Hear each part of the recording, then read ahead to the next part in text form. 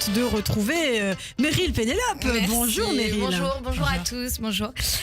Aujourd'hui j'ai pris une grande décision. Voilà, je voulais vous en parler. J'ai décidé de plus lire. Ah, c'est bien. De plus m'intéresser à la politique. Au truc chiant, quoi. Et pourquoi? Pour qui? Eh bien, pour vous, Christophe. Oui, je fais ça pour vous impressionner. Voilà, j'en ai marre. Là, voilà, c'est le coup de gueule de moi à moi-même. Parce que vous, Ilana, vous savez pas ce qui se passe derrière votre dos quand vous êtes derrière votre petit micro, là. Hein, vous savez pas ce qui se passe dans ma tête quand je lui demande qui est son invité chaque matin. Il me sort le nom d'un énième député, comme si même je savais ce que veut dire député. Est-ce que même eux-mêmes savent à quoi ils servent? À chaque fois, je lui dis alors que je m'empresse d'aller voir sur Google et pour savoir qui c'est. Mais non, mais parce qu'à chaque fois qu'il m'en parle, ça a l'air toujours très évident pour lui, alors que souvent il est les seuls à les connaître. Parce que bon, se souvenir de tous les députés, c'est un peu se souvenir de tous les noms des ex de mon mec, et ça c'est impossible. Pourquoi? Parce que j'ai pas de mec.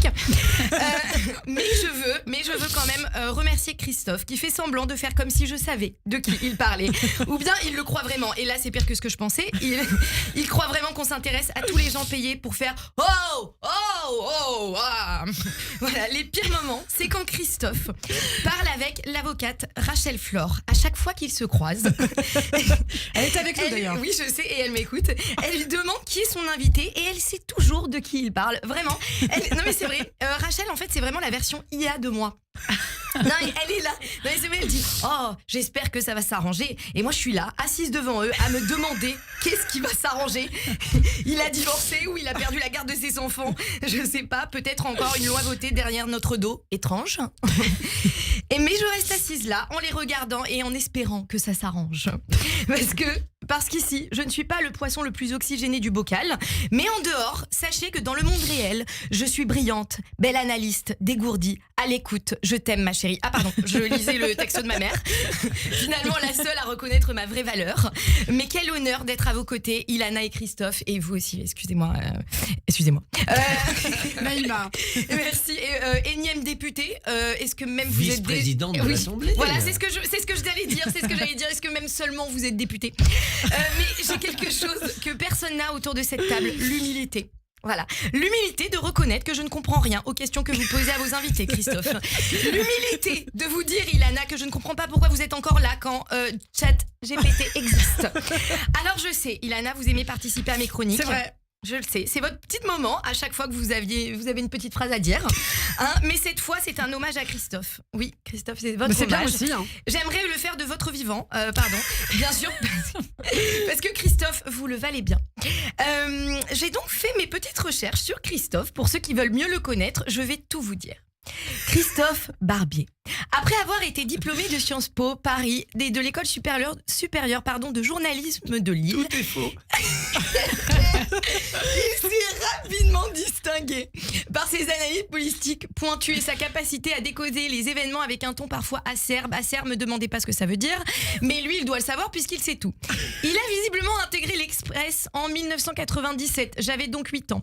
Il en est devenu rédacteur en chef en 2006. Donc ça a mis 7 ans pour avoir une promotion. C'est long.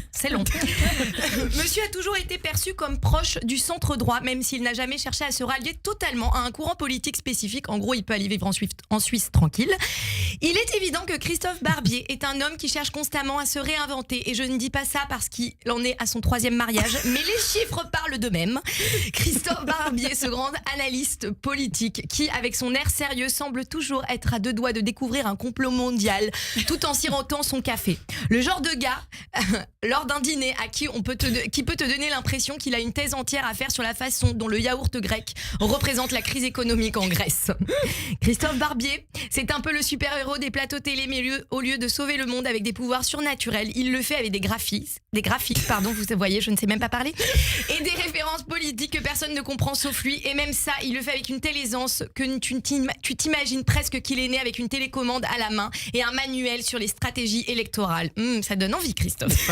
Et moi, j'ai pas d'hommage. Alors, Vous êtes plus près du berceau que de la tombe, pardon Christophe, mais je pense avoir plus de temps donc pour vous le faire, mais puisque vous insistez. Ok. Ilana, pour ceux qui ne la connaissent pas, et ça doit en faire beaucoup, c'est un tourbillon d'énergie, un peu comme un feu d'artifice. Ça explose dans tous les sens et dans toutes les directions, ça t'éblouit et au final, tu te retrouves avec un sourire énorme sur le visage sans savoir comment tu y es arrivé. Mais tu sais une chose, la vie avec elle, c'est une aventure. Ah, c'est beau. Est-ce que vous voulez savoir où j'ai trouvé l'inspiration pour votre texte? Non, ChatGPT. Oui, exactement. Merci beaucoup. Merci Meryl Pénélope, tout de suite l'invité de Christophe Barbier. Une petite réaction, Christophe? Tout était faux sur moi sauf les 3 mariages. Donc je vois ce qui m'intéresse. Merci beaucoup Christophe, votre invité tout de suite. Naïma Mouchou, vice-présidente du parti Horizon à l'Assemblée. Les grands débats.